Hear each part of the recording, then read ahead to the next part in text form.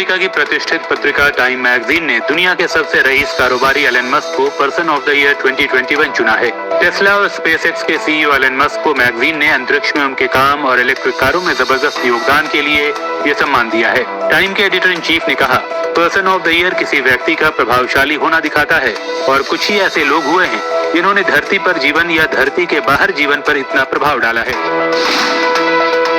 श्रीनगर के पंथा चौक इलाके में सोमवार शाम को हुए आतंकी हमले की जिम्मेदारी कश्मीर टाइगर्स नाम के आतंकी संगठन ने ली है। कश्मीर में पहली बार इस आतंकी संगठन का नाम सामने आया है, लेकिन सोमवार को इस संगठन ने जिस तरीके से हमले को अंजाम दिया वो इसके बेहद खतरनाक होने का संकेत देता है।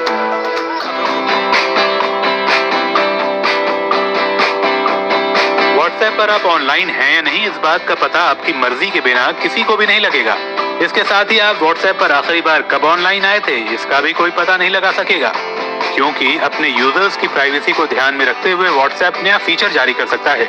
WhatsApp feature tracker WA beta info की रिपोर्ट के मुताबिक आपके लास्ट सीन और ऑनलाइन स्टेटस अपडेट को वो लोग नहीं देख पाएंगे जिन्हें आप नहीं जानते या जिनके साथ आपने चैट नहीं की।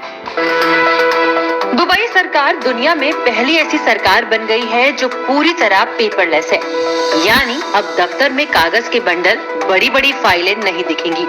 UAE के युवराज शेख हमदान बिन मोहम्मद बिन राशिद अल मखतूम ने घोषणा की कि दुबई सरकार 100% कागज रहित होने वाली दुनिया की पहली सरकार बन गई है, जिससे 1.3 अरब दिरहम यानी $35 करोड़ और 1 करोड़ 40 लाख श्रम घंटों की बचत हुई।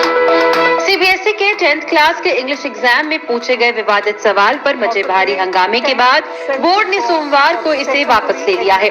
CBSE ने कहा, 10th क्लास के टर्म 1 एग्जाम के English language and literature question paper के पैसेज का एक सेट बोर्ड के गाइडलाइंस के अनुरूप नहीं है।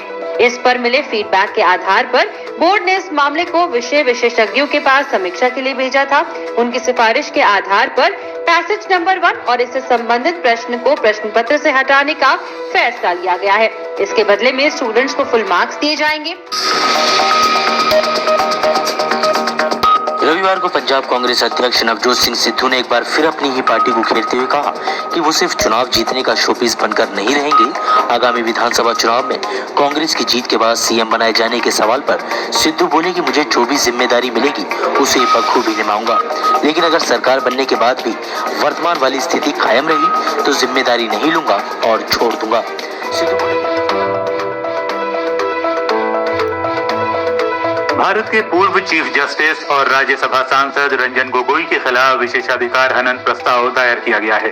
हाल ही में एक इंटरव्यू में गोगोई ने सदन में अपनी कम उपस्थिति को लेकर NDTV से कहा था, जब मेरा मन करता है मैं राज्यसभा जाता हूं। अपने नोटिस में TMC सांसद मौसम नूर ने गोगोई के इस बयान को राज्यसभा की गरिमा को ठेस पहुंचाने वाला बताया है। आपको बता दें कि इंटरव्यू में जस्टिस गोगोई ने कहा था, सोशल डिस्टेंसिंग के नियम लागू किए गए हैं लेकिन उनका पालन नहीं किया जा रहा है। बैठने की व्यवस्था मुझे बहुत सहज नहीं लगती। जब मेरा मन करता है, जब मुझे लगता है कि महत्वपूर्ण मामले हैं जिन पर मुझे बोलना चाहिए, मैं राज्यसभा जाता हूं। मैं एक मनोनीत सदस्य हूं, किसी पार्टी के व्हिप द्वारा शासित नहीं हूं। इसलिए जब भी पार्टी के सदस्यों के आने की घंटी बजती है तो वो मुझे बांधती नहीं है। मैं वहां अपनी मर्जी से जाता हूं और अपनी मर्जी से बाहर आ जाता हूं। भारतीय क्रिकेट टीम के लिए दक्षिण अफ्रीका दौरे से पहले बुरी खबर है। हाल ही में टेस्ट टीम के उप कप्तान बनाए गए रोहित शर्मा घायल हो गए हैं। इस वजह से वो अब इस सीरीज में नहीं खेल सकेंगे। BCCI ने ट्वीट कर बताया है कि रविवार को प्रैक्टिस के दौरान रोहित शर्मा के बाएं हैमस्ट्रिंग में इंजरी हो गई और वो टेस्ट सीरीज से बाहर हो गए हैं।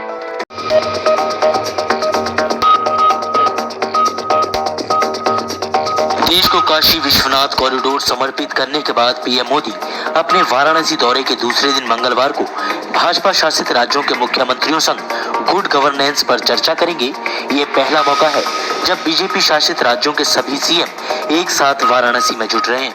अपनी सेनाओं पर है हमें गर्व, आओ मिलकर मनाएं विजय पर्व। देश के पहले chief of defence staff Bipin Rawat का हेलीकॉप्टर क्रैश होने से निधन हो गया। इस बीच भारतीय सेना ने उनका एक रिकॉर्डेड वीडियो संदेश जारी किया है। जानकारी के मुताबिक जनरल रावत के वीडियो निधन से एक दिन पहले रिकॉर्ड किया गया था। स्वर्णिम विजय पर्व के अवसर पर मैं भारतीय सेना की सभी बहादुर जवानों को हार्दिक शुभकामनाएं देता हूं।